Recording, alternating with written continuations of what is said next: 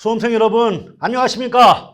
부동산학개론의 김하선입니다. 자, 일주일 동안 잘 지내셨지요? 오늘도 배웠던 내용 다시 한번 간략하게 정리하는 시간을 가져보도록 하겠습니다. 일단 첫 번째 문제를 보시면 수요가 탄력적인 반면 공급이 비탄력적인 경우 조세 부과 시 누구의 부담이 더 크다? 여러분, 이 조세의 전가와 귀착, 다시 말하면 수요자와 공급자, 임대인과 임차인 중에 누가 더 세금을 적게 부담하냐, 많이 부담하냐, 이것의 크기는 수요 공급의 상대적 탄력성에 따라 달라진다라고 배우셨던 기억이 있지 않습니까? 맞죠? 그러면서 수요와 공급을 막론하고 탄력성이 큰 쪽이 세금을 적게 부담하고 탄력성이 작은 쪽이 세금을 많이 부담한다. 이것만 정확히 알고 가시면 돼요. 여기 읽어보시니까 수요가 탄력이에요. 그럼 탄력성 큰 쪽이 세금을 적게 부담하는데 누가 탄력이다? 수요가 탄력입니다. 그럼 여기까지만 보시면 수요자의 세금 부담이 작다는 거죠. 그럼 당연히 공급자의 세금 부담이 더 클 수밖에 없는 겁니다. 따라서 이 속에는 공급자란 말이 들어갈 수가 있는 거고요. 자, 두 번째, 주택의 공급 곡선이 무엇일 때 주택에 부과되는 재산세는 전부 수요자에게 귀착된다 그랬습니다. 그럼 잘 보세요. 공급이 나왔어요. 그런데 공급의 상대방이 수요자죠. 근데 수요자에게 세금이 모두 귀착된다는 건 수요자가 세금 전부를 부담한다는 말과 같습니다. 오케이?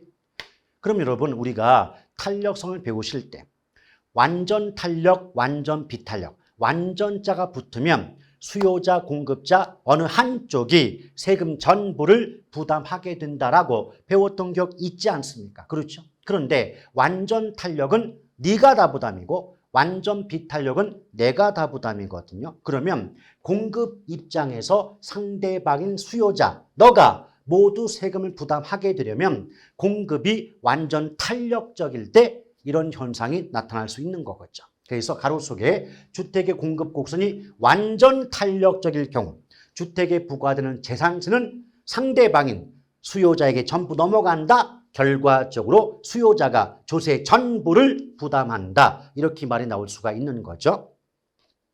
그 다음 3번 보시면 양도소득세가 너무 무겁게 매겨지면 공급이 얼어붙게 됩니다. 이것을 동결효과라고 얘기를 하죠. 그래서 양도소득세 중과 공급 동결 효과, 가격이 오른다. 이 말은 아주 전형적이고 대표적인 표현에 해당이 되겠습니다.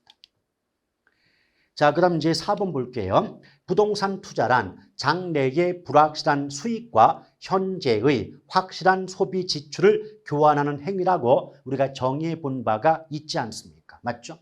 그래서 불확실한 수익과 현재의 확실한 소비 또는 지출을 교환한다. 이렇게 이해하시면 되겠네요.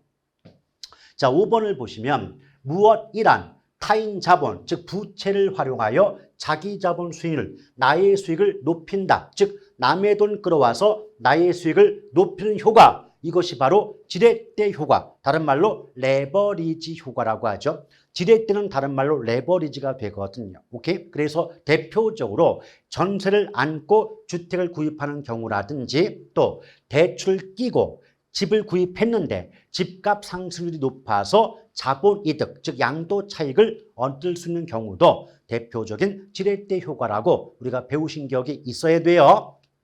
자, 6번. 물가 상승 시 부동산을 비롯한 실물 자산을 투자함으로써 자산 가치 하락을 막을 수 있다. 이것은 투자의 장점 중 인플레이션 해지 또는 인플레이션 해지 효과를 의미한다라고 보시면 되겠죠.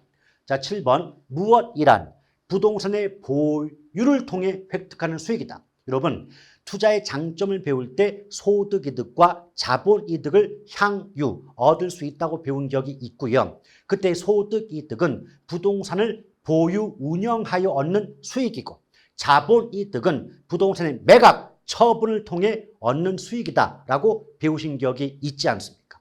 따라서 보유자가 나왔죠? 그럼 부동산을 보유함으로써 얻는 이익은 소득이득이에요. 소득이득.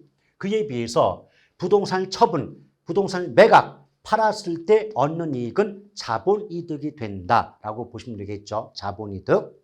또 8번 장래의 불확실성으로 인해서 기대, 예상되는 수익률이 예상과는 다르게 바뀌어질 가능성을 우리는 리스크, 위험이라 한다라고 배우신 적이 있죠. 그래서 이걸 다르게 바꾸면 위험이란 장래의 불확실성으로 인하여 기대 수익률과 실현 수익률이 일치하지 않을 가능성을 말한다라고 나오는 경우도 있었고, 또 다른 말로 바꾸면 위험이란 예상한 결과와 실제 발생한 결과가 어긋날 가능성을 말한다라고 출제된 경우도 있다. 수업할 때 얘기를 드리지 않았습니까?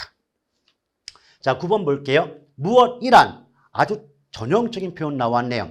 사무실의 관리, 근로자의 파업, 영업경배 변동. 제가 수업할 때 무엇을 강조했습니까? 사무실 관리, 근로자 파업, 영업경배 변동. 이 말이 나왔다면 앞뒤 볼 거 없다. 이미 정답은 정해져 있다. 무엇으로? 운영위험으로. 운영위험. 또한 운영위험은 투자자 입장에서 피할 수 있기 때문에 성격상 비체계적 위험에 속한다라고 설명을 드린 바가 있지요. 자, 10번. 무엇이란 부동산의 유통과정.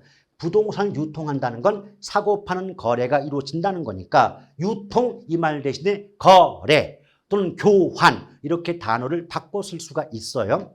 그럼 사고 파는 과정 속에서 시장 가치의 손실, 시장 가치의 손실이란 말은 뭐냐면 정상적인 거래보다 싼 값의 거래가 이루어짐으로써 남는 떡고물이 줄어드는 것, 이걸 시장 가치의 손실 그래요. 그러면 부동산을 교환하거나 거래하거나 유통하는 과정 속에서 떡고물이 줄어든다, 손해를 본다. 이것은 부동산 투자의 위험 중 유동성, 다른 말로 환금성 위험 이렇게 볼 수가 있겠죠. 그래서 제가 수업할 때 그 유동성 위험 또는 환금성 위험의 대표가 금매라고 얘기를 드린 바가 있지 않습니까? 맞죠? 자, 이렇게 해서 가볍게 오늘 배웠던 내용을 정리해 보았습니다. 여러분, 이번 주에도 또 다음 주에도 보다 행복하고 즐거운 나날이 되시기를 기대하고 바라겠습니다. 대단히 수고하셨습니다. 고맙습니다.